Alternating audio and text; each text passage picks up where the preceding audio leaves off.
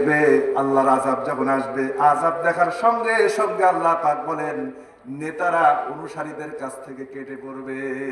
কি করবে? অনুসারীরা আর নেতার কাছে না, সব ভাগবে। কেউ থাকবে না।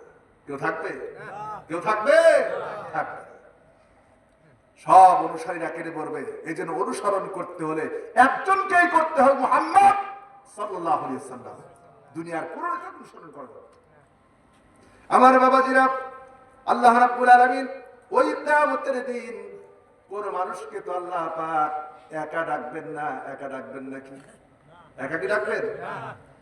আল্লাহ রাব্বুল আলামিন বলেন ইয়াউমা নাদউ কুল্লা উনাসিম বিইমামিহিম।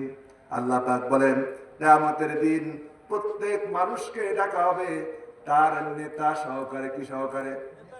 নেতা সহকারে ডাকা হবে।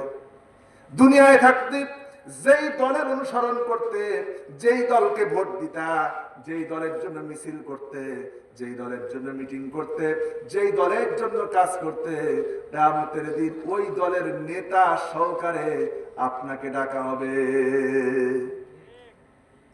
নেতা যদি ইসলাম বিরোধী হয় তাহলে আপনি মনে হয় জান্নাতে যাবেন? হ্যাঁ? নেতা যদি কোরআন বিরোধী হয়, আল্লাহর দ্বীন যদি বিরোধী হয়, তাহলে আপনি মাপ পাবেন? মাপ পাবে না। আল্লাহ পাক বলেন ফামান উতিয়া কিতাবাহু বিয়ামিনিহি ফাউলাইকা ইয়াকরাউনা কিতাবাহুম ওয়ালা ইউযলামুনা ফাতিলা।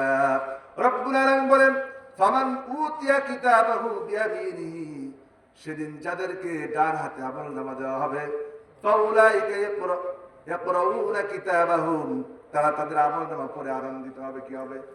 আনন্দিত হবে। আর আল্লাহ পাক কারো উপরে কোনো জুলুম করবেন না। করবেন নাকি? কারো উপরে জুলুম করবেন না।